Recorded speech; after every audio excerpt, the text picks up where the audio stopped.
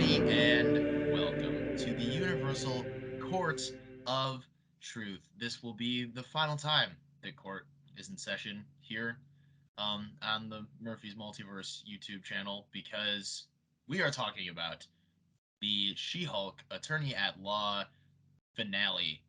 Um, Mary, you might have heard already talked about this on another podcast. She did in fact cheat on this one, and that's okay. Oh God, Um, you're always on that podcast. Don't even. yeah, I know, but I'm being hypocritical for the sake of throwing you under the bus. And you know what?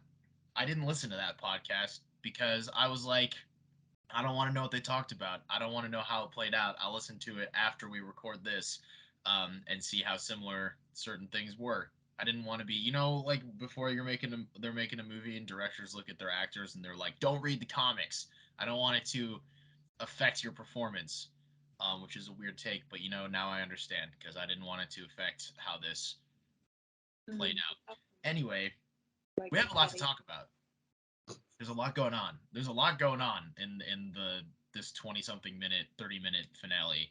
Um, Barry, what are your thoughts, feelings, opinions, and ideas on the She-Hulk finale, whose title I do not remember in this moment? Whose show is this? I think it's Oh, what's it? yeah, Uh, makes sense. but I mean, I really liked it. I think it is one of those things different than like Loki's finale, but and similar in the fact that it's gonna be remembered pretty specifically. Like there was Hmm. something very overwhelmingly unique about it. That's just kind of gonna be iconic going forward. And I loved that about it, and I appreciated it about it. And overall, I'm happy with that. I do understand the criticisms and had the same about like it kind of just didn't have a finale and kind of just said to the story components they had still going on, and it kind of makes sense. I mean, like last time we talked about, we had no idea what the finale would like be, Right. and it kind of makes sense because there really wasn't one to do anything with. So, would have liked to see a few of those things have more to them, but overall, like really, I'm not going to complain about what we did get. Um, yeah. Yeah, I would agree. I think that there were some like plot points and story elements that I would have liked to have seen like play out just from a storytelling standpoint, but I also understand what the finale was trying to do in its, more unique moments, and what it was trying to say to the people who watch it. It was funny how they did kind of throw up like a big middle finger to, I mean, I've spent the last several episodes like theorizing all these different crazy things that might happen in the finale. What did happen was not at all one of the things that I ever thought to theorize in the least bit. Um, but it was funny to be watching it, and they were just like, "Hey, you thought like the blood thing was gonna happen, and the leader was. I mean, the leader definitely didn't show up, but like the leader was gonna show up, and they eventually did throw Scar in at the end. But all these things that we've been talking about, it was funny to see them almost address people like us who do stuff like this directly and just be like, hey, no. But I also appreciated it for the sake that like that is what this show has been since the beginning in a lot of ways in terms of like tone and stuff like that. So I do like that they were very much committed to being their own thing and being different and being what they wanted to do. So I feel like it is partly on me for expecting it to go down this whole crazy like rabbit hole. And I do get sort of conflicted with like I enjoyed it and it was super fun for what it is, and I'm really not that upset. Like I'm not losing sleep over it at all because I did really have a good time watching it. Even if I did kind of wish there were certain like story elements and plot points that were expanded upon. Although they did kind of like they didn't confirm a season two, but they did like mention a season two, which felt like a half confirmation that it's in the cards. And if that's the case, like this might age really, really well with further seasons that flesh out other plot lines and stuff like that. Yeah. Because once it switches from series finale to season finale, then things are, you look at it a little bit differently. But yeah, I mean, there was some wild stuff. Let's address the elephant in the room, as I like to do, just get it out the way. The perhaps the craziest fourth wall break that we've ever seen in a comic book property ever. Yeah. That's saying something because we've gotten 2 Deadpool movies, and this really blew that out of the water. Yeah. Um, but I was wondering your thoughts on that specifically. No, I mean obviously, yeah, that's what everyone's gonna remember this as, which Yeah. they should, like it was most of it. But no, I like the way they did it, how it obviously went to the Disney Plus screen. And I saw some people saying they actually thought they like backed out of the show, but I'm like, but the fact that she like came through a panel, it just reminded me of like that classic cover or several of hers where she literally like rips open like a page and comes through. So it was kind of sweet how they really took the core of the character from the comics and like adapted it like very literally for live action. I thought that was great. And then yeah, I think it was a wild experience to watch it the first time. I mean, Yeah. she went through the properties, found a symbol that Uh-huh. she could just walk in, and then was just in Marvel Which Studios. Went to the for right. me, that bit too, I thought that was especially funny as like again, like you and I watching that, we know what Marvel's Assembled is, like, and we get that joke, we completely understand it. But I feel like not everyone watching She-Hulk, like, like a lot of people I know who are very casually watching it have probably never watched a Marvel Assembled and don't know what the heck it is. And I just thought that was really funny that there were probably people watching and just so confused about about what was going on, especially people who don't have the understanding that She-Hulk is a character who breaks the fourth wall in the comics and was doing it before Deadpool was doing it. Um, which is funny. But yes, please continue. Yeah, and I mean, and like to your point, some people don't fully understand like that she is like a fourth wall breaking character. And to be fair, in this show, like she obviously did it like very frequently, but like Deadpool level, just like talking to the kid, like it went from like 25 to 100 pretty quick. And that was like, Yeah. um, yeah, I just think the fact that they actually had like the writer's room involved, they had, basically AI Kevin Feige kind of thing going on. They had like the receptionist, who apparently is the actual receptionist at Marvel Studios, supposedly.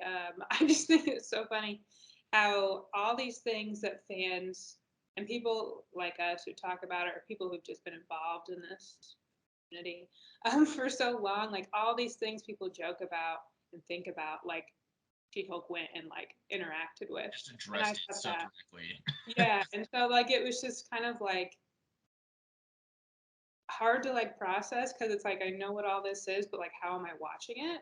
Mhm. And so I thought that was very fun. They did it very well. I mean, that could have gone like really poorly because it could have Yeah. just been, but it was good. It worked I out. think it goes a long way that Tatiana Maslany is so charming in the way that she like delivers those lines and talks about them.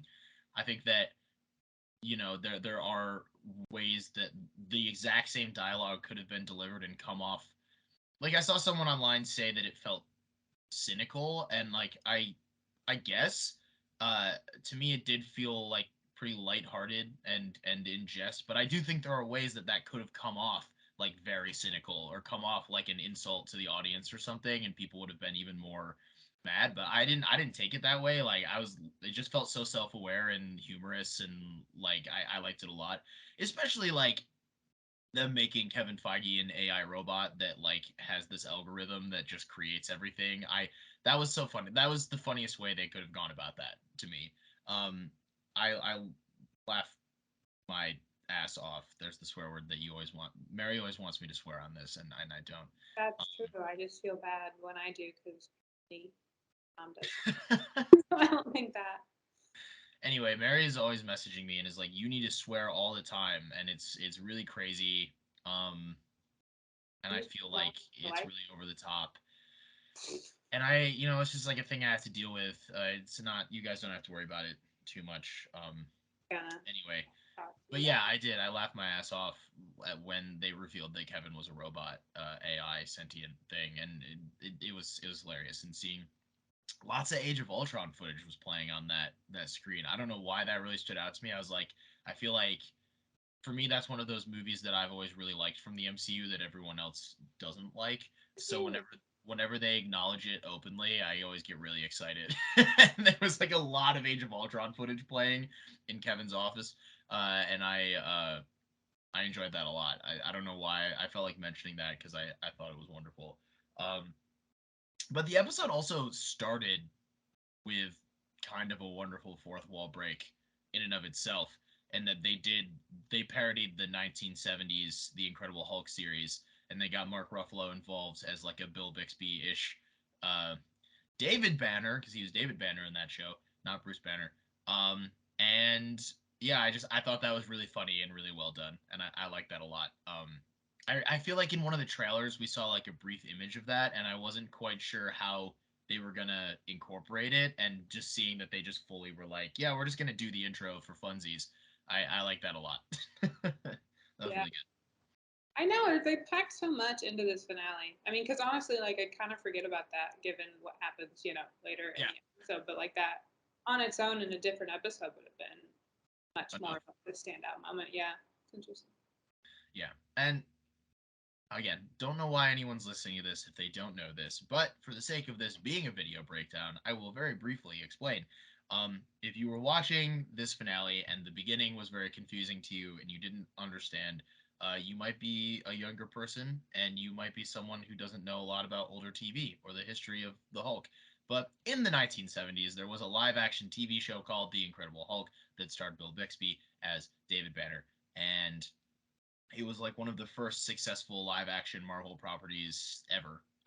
Maybe the first like wildly successful one, and it really did like shape the legacy of the Hulk and Hulk characters and all this fun stuff. And the way that the She-Hulk finale started, that was basically what the opening to that TV show looked like every week, but they redid it with Tatiana instead of Bill Bixby, and then they threw Mark Ruffalo in there dressed with the hairstyle that Bill Bixby had as Bruce Banner in that show. And it was fun. And honestly, guys, give it a watch. Give it a little twirl. Did it age super well? Probably not. But hey, it's fun and it's part of comic book live action history. I will say, I was wondering, I don't have any confirmation on this, but they did use a body double for Tatiana for like the whole show. Yeah. Um, who was just kind of like the onset, like they would put the CGI over her. And I wondered if they used her for the live action um She-Hulk in that little intro, but I couldn't Oh, tell because there was like all the makeup and whatnot. But I I would. was curious. So yeah, it seems like that would not only be easy for them, but like also like kind of on brand to everything else they did in the show. Yeah, But yeah, and I'm glad you just told everyone about the '70s show. As the really old person you are, who was definitely around for that. I listen. I have this. I love older things, but I also have this intense urge that like if there is a live action comic book property, specifically Marvel, because I am more of a Marvel guy. Not that I dislike DC fans, but surprise, guys, we don't do Church for Titans. Anyway, um, Good. what? The guy. I've watched every live action Marvel thing there is, including the unreleased 1994 The Fantastic Four, and yeah, so I've seen every episode of the live action Incredible Hulk and all of the follow up movies that they made. Including, fun fact, wrote an article about this, guys. Gonna continue with the breakdown here. The very first live action appearance of She Hulk was supposed to be in the third live action Hulk TV movie that followed up the 70s show. And for whatever reason, it's lost to history. We don't know why. They chose not to include Jen and included like a Black Widow type character instead. So it ended up not happening. And then they were supposed to spin that off into a live action She Hulk show in the early 90s. And then that also fell apart. But the script for the pilot is online somewhere if you want to find it. There's a lot of changes. Would not have been as good as the show you just watched. So if you didn't like this show, be thankful it wasn't the other show because that one was going to be real bad. Not good at all. Anyway, back to the finale that we're supposed to be talking about. I also felt like in the beginning there were a lot of fun parallels to other things. I kind of liked the parallel consistently bringing up No Way Home on this. There is like a parallel between Jen and Peter when the media finds out about Peter and when the media is like attacking Jen with the little scene where she's like, "Oh, are they outside of my house?" and then like opens the window and they're all out there like trying to get in. That felt very No Way Home to me. Um, I don't know if you picked up on that I at mean, all. that kind of just seems like media It attention. does. I mean, It does, yeah, but the scene felt very similar, and I'm sure they weren't doing it on purpose, but it made me happy to be like, haha, we compare another. it to what, like Iron Man 3 when he like threatens the Mandarin and then the media's just all over him. Yeah, Literally. but that's like at a hospital, and people like already. And they keep following him after that. And that's why they're reporting and they have the video of the helicopter shooting them. So I love Iron Man 3. That's another one. It's very It's like, divisive, apparently. I think it's phenomenal. no, But I'm and I also didn't think of that, but my brain is very much geared towards like referencing Spider-Man as much as possible, so that's. thought I'd point out you're just very biased. Yeah. I Um, also wrote down um in the same sort of sequence when they are making fun of her on the TV. There's like a brief clip where it's like, oh, look at this like dumb thing that she did in. Oh wait, no, is that the clip that they send to Hulk King? That her friend there sends to Hulk King. yeah. Like It's her. just like, oh, look at this like dumb video of her in college like being Yeah. stupid. And I was like, oh, epic, fine. That reminded me of when AOC was first elected or campaigning, and they found like the video of her dancing in college or something, and everyone was like, look, she's an idiot, and it was just like her being a college student, and it like wasn't a big deal at all. um it reminded me of that, and I kind of felt like that might have been a purposeful reference to that, because it was like a very similar situation. But I did write down there was some like AOC parallels in there. um Yeah. Perhaps just my opinion. These are the notes that I took. Yeah, and we see Jen go back to Blonsky's retreat, resort, place.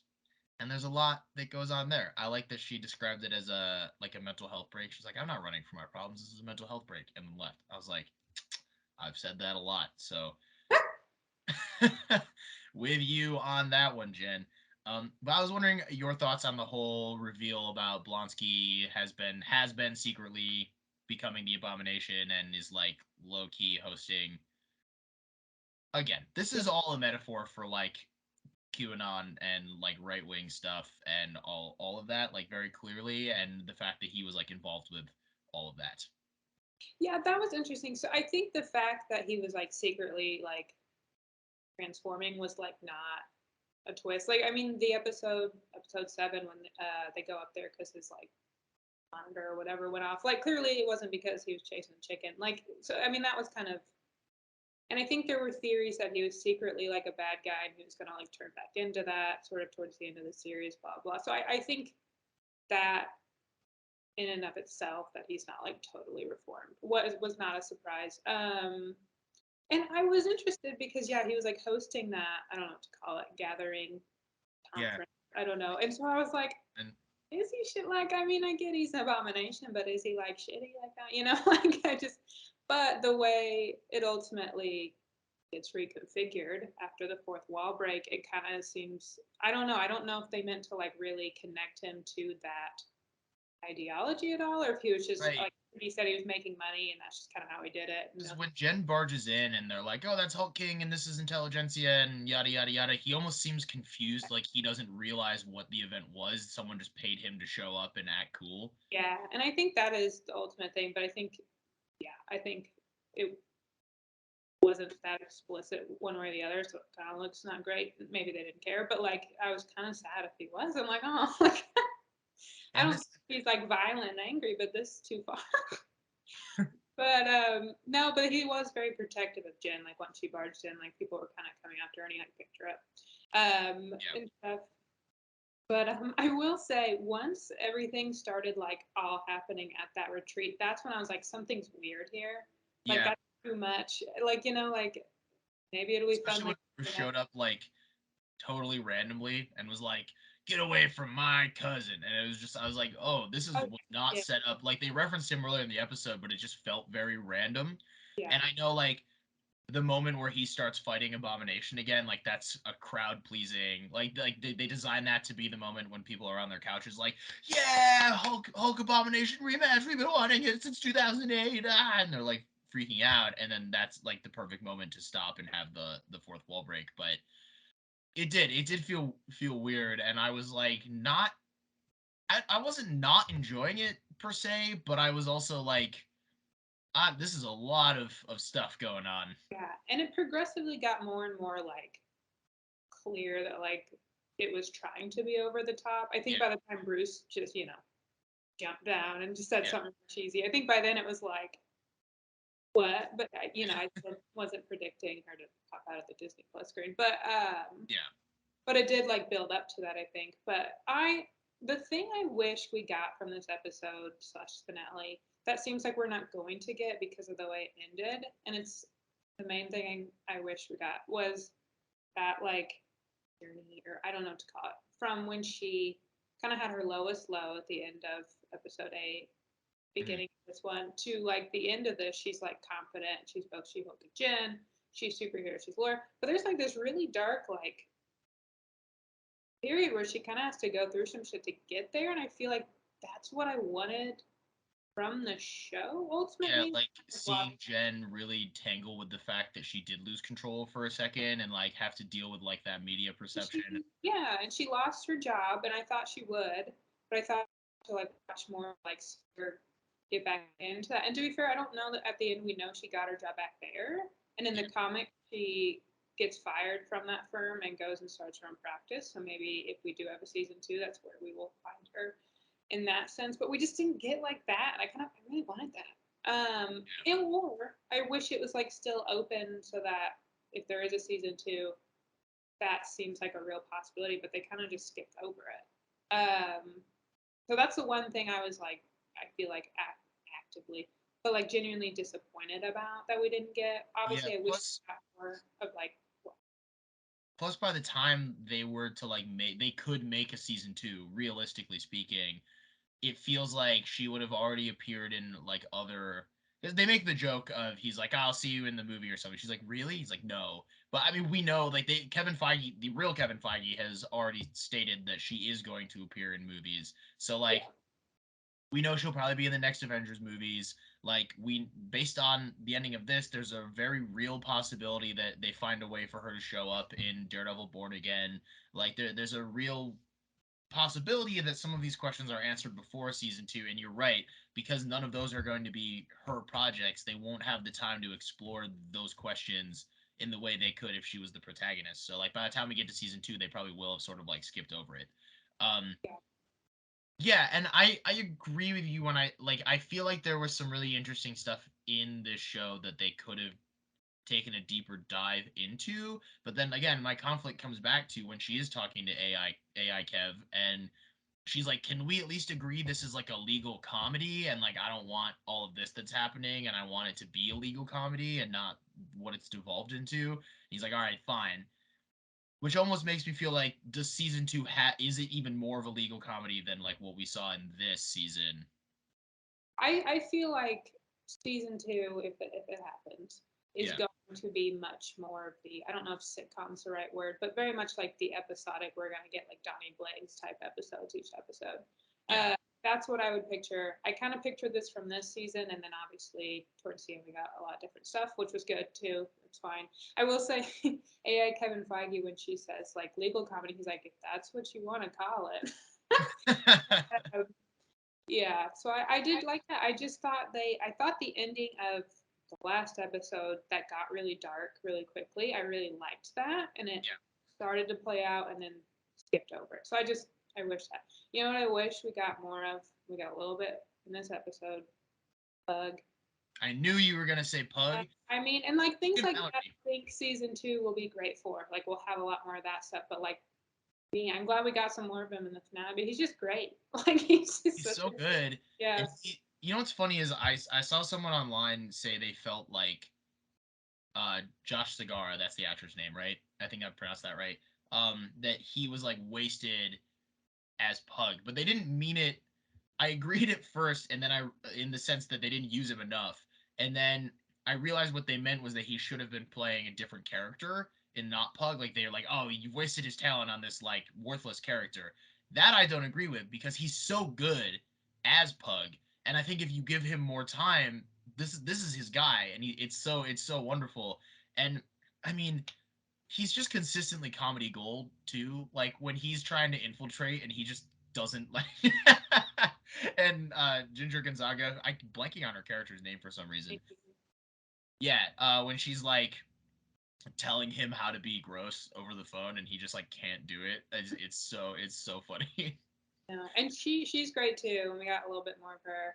I mean, we got more of her than we did Pug, obviously, in this season. Yeah. But all of these like side characters, supporting cast, whatever, like they're great. Like all of them have been great, and I like the idea that in the future, if we do get, you know, more classic legal comedy, that they will play larger roles. Although this did end with Nikki and all of them still working at the firm, and if Jen Yeah. is based on my prior brief theory, that'll be interesting.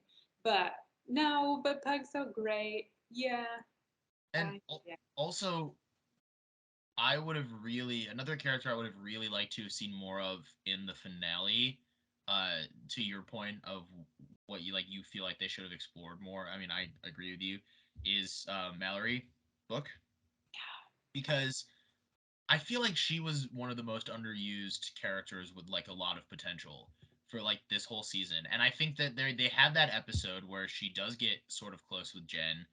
Um and they do kind of bond and you learn a little bit more about her. And I think that if this episode had taken the time to like explore Jen having to climb her way out of the hole essentially, having Mallory be the one who's there representing her and is there like trying to help her get out, that could have led to some really good character moments and some really good like scenes between the two of them that I would have loved to have seen.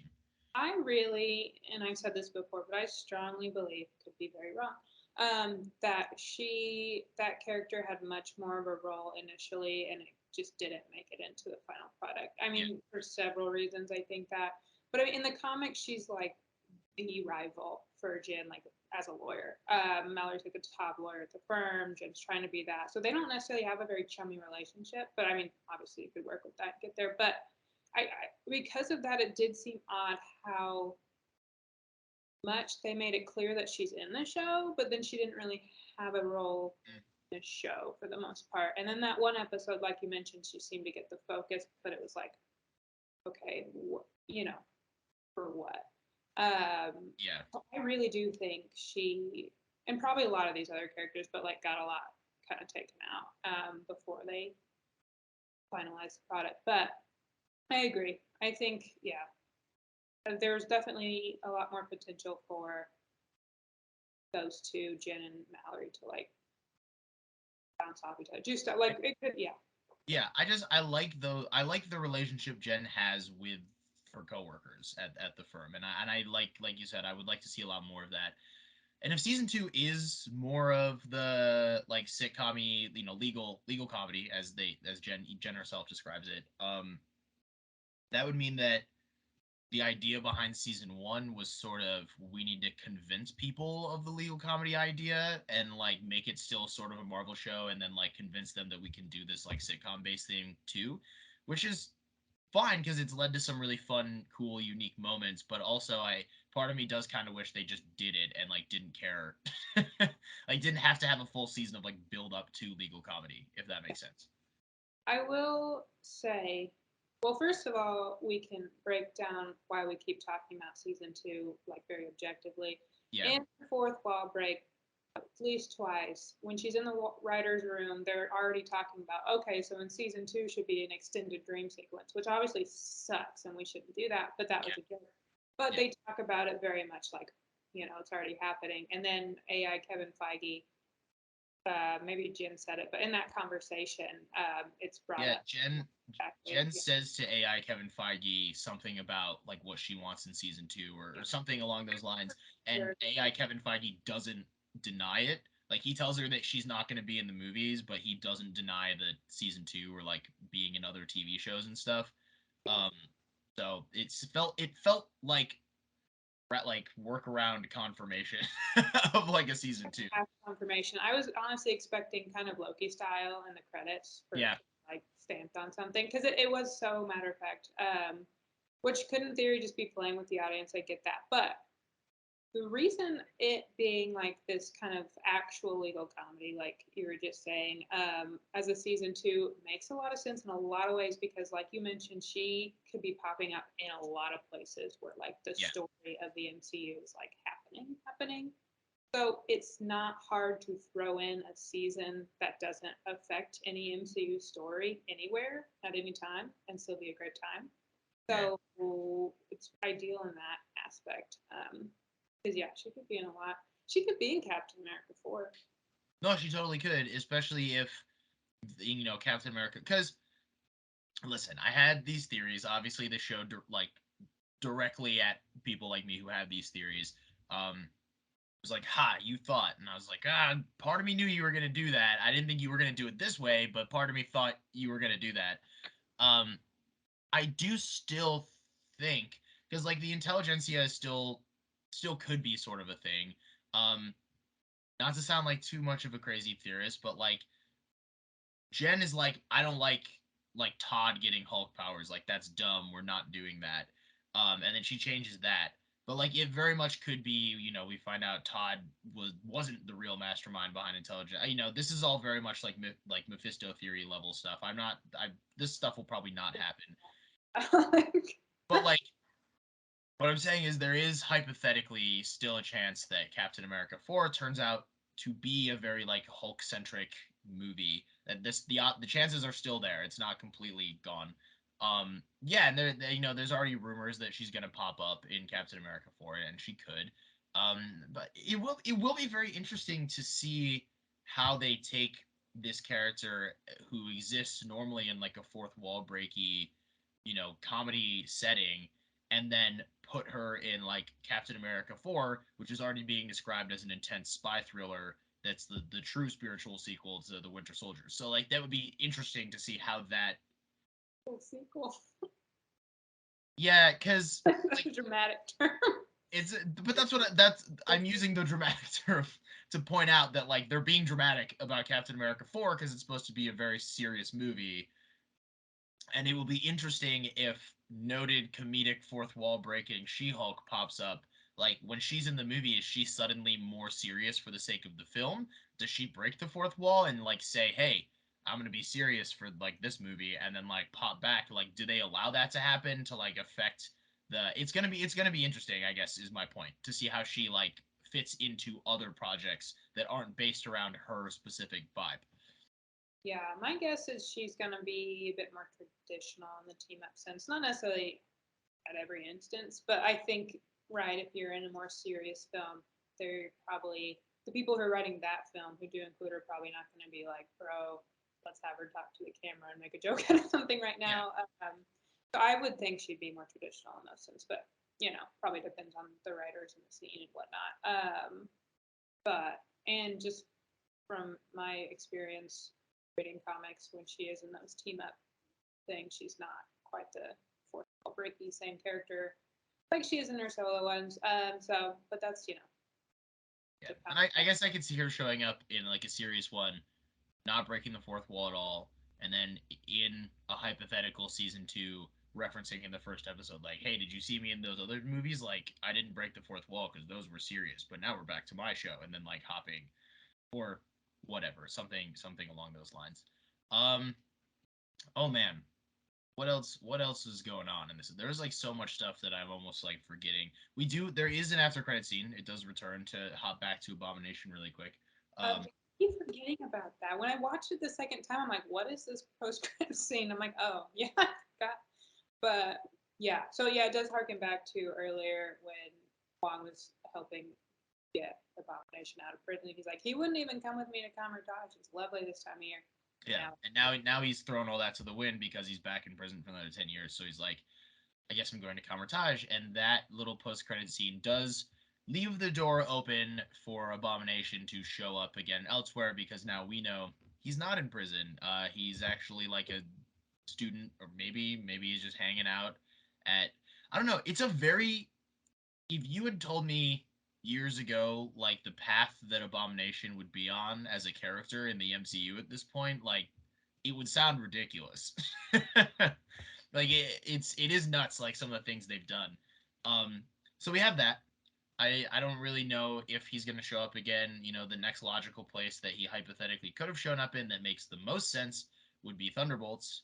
Um, but he has not been announced for Thunderbolts, so who is to say?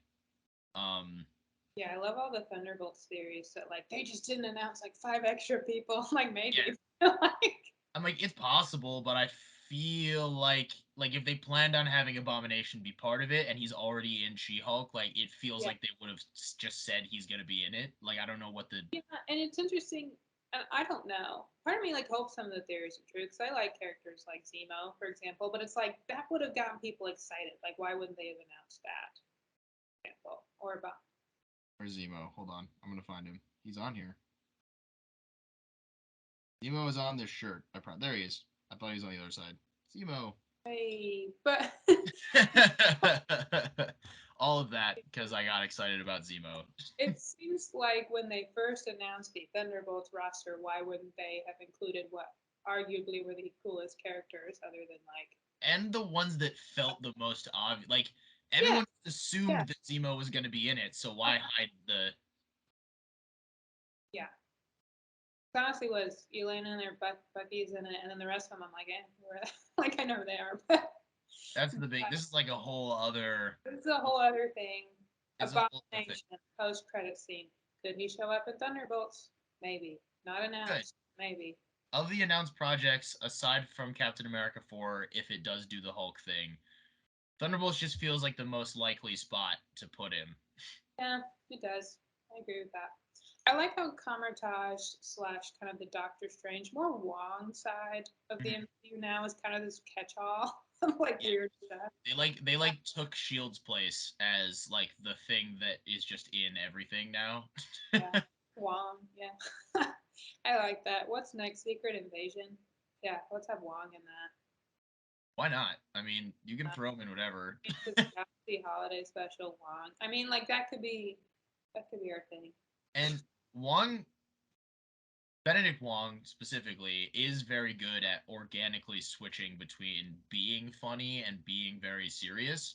So like you could throw him in Secret Invasion and give him like a dead serious sweet scene with Samuel Jackson as Nick Fury, and I'd believe it. Like it wouldn't feel weird at all. So like, Right. and it makes it you could have Nick Fury be like, "Hey, Kamertage, you got any weird alien happenings lately?" And Wong is like, "What?" And then they got to talk about it. Um, two other big things from this episode that I would like to talk about. Both happen in the final minutes. It's funny because we'll talk about the one that's more impactful to the MCU and like the world of Hulk and She-Hulk specifically first. But when Jen is in the fourth wall break and talking to AI Kevin, um, Kevin starts to say when she wants to get rid of Bruce from the climax. Kevin starts to say, "But we were gonna introduce," and she cuts him off and says, "Save it for the movie." When I first heard that, I was like, "LOL." Maybe that New World Order is the movie that she's talking about. Because what other movie? Um, but AI Kevin gets his way because he does in fact slip in an introduction at the very end that Bruce is back and Bruce does have a son. We officially have Scar in the MCU, which is a crazy thing. They do not introduce Scar the way I ever would have thought Scar would be introduced into the MCU. Um, but that doesn't mean that their comic book relationship can't still stand in some way because we don't really get a sense of Scar at all, aside from the fact that he just shows up and is there. Uh, he looks pretty comic accurate, which I thought was fun. I was almost afraid that Very much disagree with you on that based on my usage of Twitter. They don't like his haircut, man. I mean, I have like no real opinion on what Scar looks I like, but guess when I say comic accurate, I don't mean he looks like he was torn off the page. I What I mean by that is part of me was afraid that, and again, I love Professor Hulk and I love Smart Hulk, and I think that that's been done really well actually. But part of me was afraid that Scar would come back and like Bruce would have him in like an outfit, like glasses or something. You know what I'm saying? Like he would look like little Bruce or something. There was like a part of me in my soul that was nervous he was gonna show up and he was gonna be like a Smart Hulk Junior. Um, He But he could. wasn't. I mean, he at the very least he still looks like a warrior from Sakaar. Like that is I don't know. Not in the facial expression. I don't know what it was about the face, but I no, the don't know. he's younger. Is he does he appear to Oh, be younger? oh, okay. Yeah, that was a conversation that you would have heard had you listened to the podcast. But But I didn't because see I wanted this to happen organically. yeah, we had no idea. Like the oldest he could be was not more than like give or take a 10, right? And so it's like, Yeah. And to be fair, if I'm remembering correctly, in the comics, Scar does age like faster, doesn't he? Because it's the same situation because he's not introduced that many years after Planet Hulk happens in the comics, and they're like, and he's like a full grown adult. And I feel like there's some sort of explanation that his like, because yeah, we don't know who the mom is, not the mama. We don't know who the mama is in this. I don't know who Hulk was smashing in, in on Sakaar. Thank you, thank you, thank you. I thought about it for a second before I said it out loud, and I was like, you know what, we made it this far. But in the comics, he is with. I'm blanking on her name, and I feel really bad about it. But she's of like weird. I wrote it down recently. I yeah. didn't do But it well. anyway, she's like an alien race that lives on Sakaar. There's like a few of them, and I remember specifically they're called Old Bloods, and they're sort of these like not immortal, but like peak physical like warrior race, and I think there's like some magic in there, and it's all this stuff. And Hulk falls in love with one of the women who like helps him lead his revolution against the Red King. On that all happens very differently in the comics than it did in Thor Ragnarok. Um, and they end up she ends up having I think in the comics there's two kids, but Scar is like the important one, and we probably won't see the other one in the MCU. But yeah, and I think it's something like her blood mixed with like the Gamma and the Hulk blood and all of that stuff, and some of like the dark magic or the magic that was involved or whatever. This is a very loose description, but basically he ages faster, and that's how they were like, yeah, he's a fully grown adult, even though in the comics it was like maybe 5 years after it happened, which is like the same in the MCU. It had to have been like 5-10 years. He'd be like 10 years old, right? Yeah, yeah. Did he blip? You know, you gotta ask that question for everything. So under 5 years, you have to subtract five for everything. No,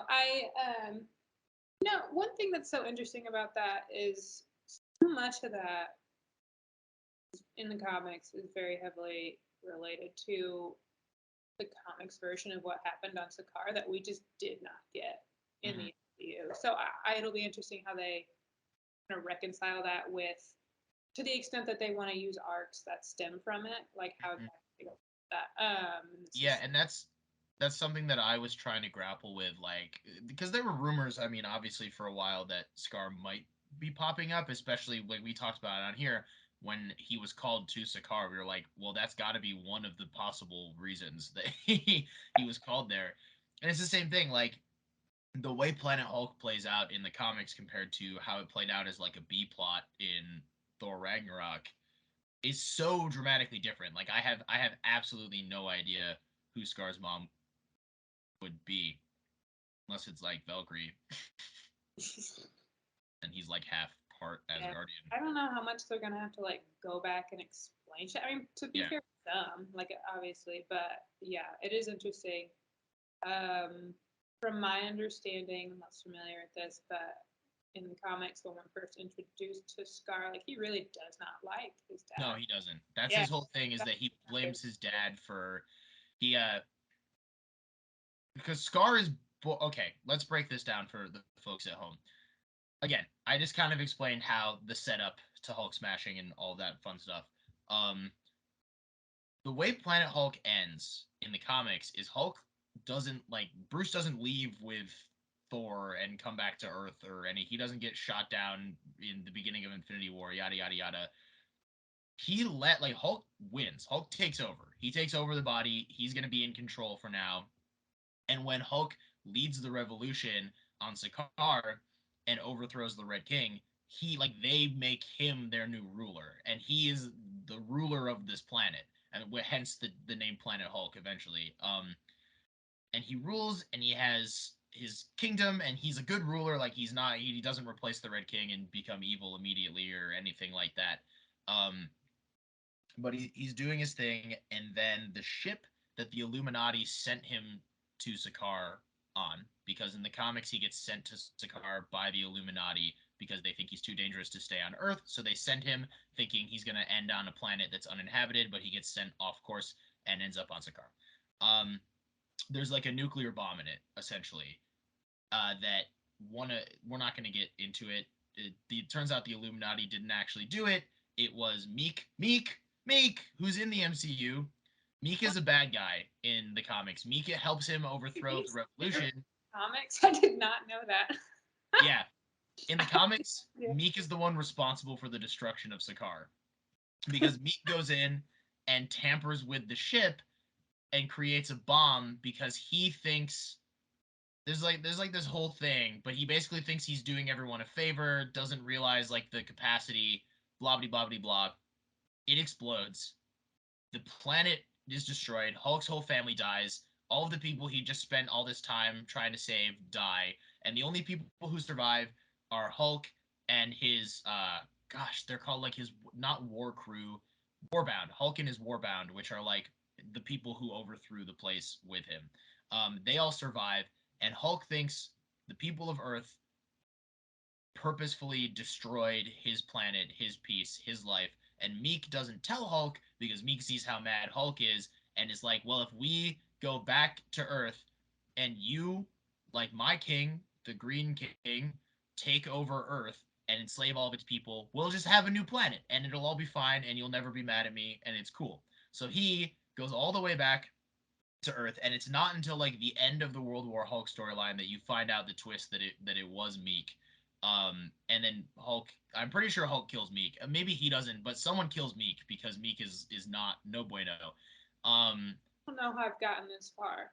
And Make was like from the comics. I just assumed that was yeah, it. but Like, that's what I'm saying when like the characters they introduced in Thor Ragnarok, Korg is not the same at all either. In case people didn't know that, Korg exists in the comics, but he's not Thor's friend. He's Hulk's friend, and he's not Taika Waititi like making jokes and being goofy and playing video games. He is like, here comes another pun, stone cold, like, thank you, rock hard. Like his his personality is very much like I am Hulk's lieutenant, like I am his second in command in the Warbound, like I am. He was sort of the leader of the revolution there before Hulk showed up, like very much a different thing. And Korg and Meek are friends, but anyway, all that to say, things happen very differently. So when Scar is born, you find out that because of the old blood power and magic and all that fun stuff, um, Hulk's wife, because they get married, actually survived the destruction of the planet at first. Hulk assumed that she died, so it's very tragic and like leaves. And she survives just long enough to give birth to Scar on Sakaar. Um, Scar and Sakaar coming to a TV near you. Just kidding. And Scar is literally born to a mother who dies in childbirth on a planet that is on fire and collapsing in on itself. And he is like birthed and raises himself in like this hell inferno. And all he knows is that like he has a dad, and he just thinks that Hulk left his mom behind on purpose, like that Hulk is responsible for the destruction of the planet, that he was born into hell because his father left him in hell, basically. So when Scar is introduced in the comics, his whole thing is that he has made an oath for the rest of his life is that he's going to kill his dad, and he's going to be the one to destroy Hulk because he has no other purpose in life than revenge for his very creation. Very dark, intense stuff. Not at all what Thor Ragnarok and She-Hulk have done with these characters. So when people are like, we are going to introduce Scar, I'm like, interesting. How? So, like, yeah. It will be interesting. So obviously, there's the rumors about like a World War Hulk movie. Obviously, there's theories that Captain America 4 is going to be very Hulk centric. Maybe that's what the rumors. We don't know, but it will be interesting to the extent they bring back some like seriousness to like Hulks, Yeah, because yeah, because obviously Ragnarok, She Hulk are our most recent really examples for the most part, and it's not what the comics were. So if they're going to adapt later comics, it's going to be interesting how they pivot. I think a lot of people are very open to that. Like a lot of people want like yeah, Hulk, but like I'd say it'll be that's just not what the MCU has been doing. And to be fair, as far as we know, still they cannot make solo Hulk yeah. movies. So that's part of what yeah, But yeah, interesting. that's why like Scar showing up at the family dinner and Bruce is like not trying to kill his dad, and Bruce is like, "Yeah, it turns out I got a kid, Scar." I'm like, I'm not one to like condemn things before they do it. Like, I'm giving them a chance to say, hey, like, how are you going to do this? Because it could be good. It could be a great adaptation. They could come up with a completely different storyline for Scar that I really like. I have no idea from a storytelling standpoint, like, what the plan is. Because it is so different that Scar is going to have to be, like, an essentially different. But we also don't know what happened, like, when Bruce was on Sakaar. Like, for all we know, Bruce comes to that family dinner and he's like, I just got called to this place. It turns out I have a kid. The planet blew up. Like, who knows what happened in this time period? So they still have a lot of wiggle room to come up with stuff, but it will be very interesting. That's my contribution to this breakdown, the breakdown portion of this. The other thing I would like to talk about is one Matthew Murdock, played by the brilliant Charlie Cox, who is thrown at Jen's request into the end of this episode. Um, and it feels like one of those things that was like fun for Jen to like have that moment at the end, but it also kind of feels like they're setting him up to like them to be in some sort of relationship. Not that, but they just work so well together. I Yeah, understand Daredevil traditionally. That's not. He's got a lot of women back in he's a those. loner. Did If you they were comic accurate, that? Jen would die just because she's dating him. But like, There's a lot of fridging that goes on in these Daredevil comics. so I mean, I understand that there are people who don't like the idea because it's like, okay, well, how does that affect what we want from like a Daredevil story? But it's like, oh my god, their chemistry is so good. Like Hmm. it's like next level. Like, how do you waste that? Like, why would you waste that if you don't have to, kind of thing. Even if it's not fictional or directly from the whatever. But like, it's just too good. It really is. Like, there are not a lot of people, in my humble opinion, on screen that I watch and go, that's chemistry. Yeah, no, they're really good. Obviously Matt goes back to New York. I mean, probably after the last episode 8, yeah, episode 8, and then he's back in this strictly because literally because Jen asked him to. There's really no like in context universe reason for him to like be back in California again.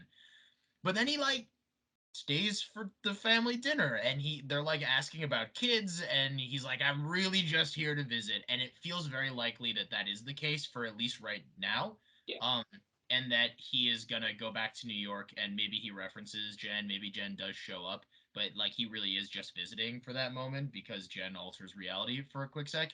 um However, I will say this, to the point of them having great chemistry, and we've talked about this a few times before on Universal Church of Truth. Um, there is a comic book plotline and there is comic book precedence for Matt Murdock moving to California for one reason or another. Now we know that if they go along the story route where he ends up needing to leave New York City, which I know there's like rumors. Again, it's all internet rumors, so take all this with a grain of salt. But it's fun to theorize that they might be doing like the Mayor Fisk storyline in Daredevil Born Again and all that stuff. If it continues down that path and we end up with Matt moving to California, it could be that in the MCU they almost use Jen as like one of his reasons where he's like, well, I know someone in California, so if I move there, like, and if Jen starts her own law practice, maybe maybe he joins it at a certain point in time. Who's to say? I'm still hoping. So in comics, Jen and Matt have gone against each other, and one of the cases that's the most interesting, like iconic for them, is Old Man Cap, who hires well, he hires Jen to defend himself. He makes sure Matt is the one who's like going against him because like some old like Nazi related people are like claiming some like wrongful death suit from when he was like a kid, like pre serum and everything. And like it's the way it reads out, you don't fully understand like the full story to the end. But anyway, that's fun as hell. I want old Chris Evans to show up at some point, and that would be a fun way to do it. I don't know. I wish he would do more, like explain some shit. You know, what's Yeah. he been doing? Did he die? Is So he on he, the moon?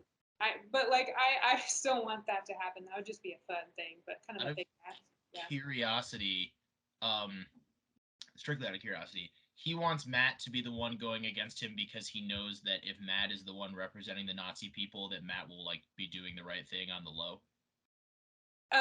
He knew that.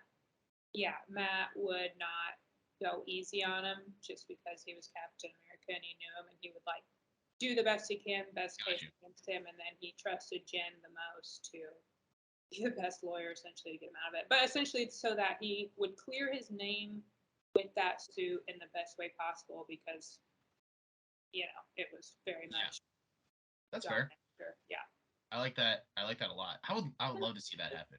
yeah, it's a nice storyline. That Um, feels more like a She-Hulk season 2 story than it does uh Daredevil Born Again oh story. yeah, for sure. For Yeah. sure. Chris Evans, just do it. Just be old man Cap for I that. feel like I know Chris Evans is like I'm done being Steve and he does have like a definitive ending and I fully understand from like an acting standpoint,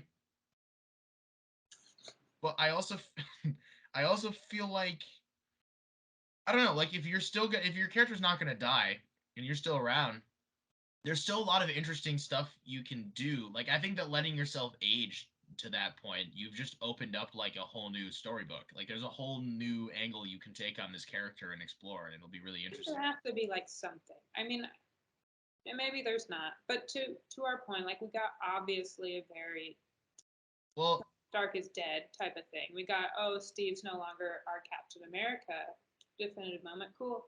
But like we don't, and I think they've mentioned it in a few of the series mostly of like, where is he? Captain well, America. there's like an arc in the comics where Steve is no longer Captain America and becomes old, and I think he becomes young again pretty quickly, but he like admits that he gave up being Cap and like lets someone else have it, and it's part of the like early 2010s heroic age uh era, and during that period, Marvel kind of used him as like new Nick Fury. Like he was the one sort of in charge of Shield and like forming like picking the next Avengers team and all of that fun stuff. I don't know. Secret Invasion is coming up. Who knows how that plays out? I know, yeah, just think of that. Yeah, I don't know. I can't see Chris Evans like coming back like that extensively, but who knows? It's a lot of money. Um, Like but routes, I feel like uh, you you flicked in and out there for a second. But to your point that I heard the beginning of, I also don't see him coming back full time. But there are like, I guess what I'm trying to say is there's a lot of different like there's established arcs in the comics that they can play with the idea of him not being Cap and like being an old guy and like there's all this fun stuff. So who's to say? But from this episode of She-Hulk, is there anything else you want to talk about in the finale before we close out the court until probably, hopefully, maybe season 2? Chad did not become a Hulk. I was really convinced. That's true. The incredible, Todd became a incredible Hulk. Hulk. They Yeah, did make a rent like they did make an original character for the show become a Hulk by the end of it, but it wasn't Chet. It was Todd, which is probably the worst option. yeah, yeah. And oh, Oh, we also I was gonna say when Ched is becoming or Ched Todd when Todd is becoming Hulk, I wrote down in my notes Scooby Doo parallels. This is for all you fans out there. There is a sequence in the first live action Scooby Doo, when Scrappy Doo becomes like a Hulk. He becomes a Hulk, and the way that he transforms from Scrappy Doo to like Hulk Scrappy Doo, Scrappy Hulk, Hulky Doo, um, looks exactly the same way that Todd becomes. The Go wild, Google. the wildest part of this is I haven't seen that movie in I don't even know how many years. And once you said that, I could picture it exactly. That's wild. It leaves a mark in your brain when you watch that movie for the first time because no one's expecting Scrappy to Hulk out, and then when it starts happening, you're like, "What?" And then you never forget it. Go. Anyway, Todd is Scrappy Doo. That's what I'm saying. Did we make a bet on Ched, the Incredible Hulk? We didn't decide what it was. I think we told people to tell us what it was, but shocking Okay, well, we're gonna do that one more time, and if not, Mary and I will figure something out by the time Secret Invasion happens. Because she lost. That was do the holiday special. yes, that's true. We do have Guardians of the Galaxy Holiday Special. That's probably the next time you'll see the both of us here doing this. Yeah, I think that's it. I think we're closing out court. Please, if you guys think of something, hit us up, message us, tell us about it. Because listen, we love hearing from you. And if there's one thing you should have figured out if you watch this consistently, it doesn't take much for you guys to get us to do something. We love our fans, and we're very easily persuaded. So please let us know. Anyway, any closing comments, Mary? No. Okay. Well, in that case, thank you for coming along this She-Hulk journey with us. It is a shame that there was no like legal thing really for Mary to break down in the finale because they kind of just they go. Oh, no. Okay, there we You have go. to say I haven't been able to say it. Okay. It makes no sense how she cleared her name after she hulked out, got the inhibitor on, was in prison or whatnot. Like at the end, of course, I get the fourth wall break, but it was like she cleared her name after all that because of the bad guys. It's like it doesn't matter that there are a bunch of creepos that made her mad. The crime was that she got mad, presumably, and then like broke a bunch of shit. Yeah. Or whatever superhero laws there may or may not be. Obviously, Sokovia Accords or not, but like, same reason they were trying to detain Miss Marvel or something. But like, you can't just because like, oh, these guys were shitty too. Like that doesn't clear your name. That's all I have to say. I just haven't said it. It made no sense. I didn't like it. But like, I don't care. Why did it not make sense? I mean, just like legally, like that wouldn't absolve you of a crime you committed because like the bad people like kind of instigated it. Fair. I mean, there's no real law that in real life that would cover a She-Hulk type situation anyway. But still. Well, we did it. We fit in legal talk into the finale episode that had very minor legal stuff. So with that being said, I think it's time to close out court. Mary, what's it called when you end court? Does the judge like say something? Dismissed. Dismissed. I've seen TV shows. Do they not say that? They say that in TV Maybe shows. like you can dismiss cases. Like cases can be dismissed, but like right. court would be adjourned. Court is adjourned. Court is adjourned. This case is dismissed. We got both of them in there. Have a good day, everybody. We will see you likely in December for the Guardians of the Galaxy holiday special. So, bye.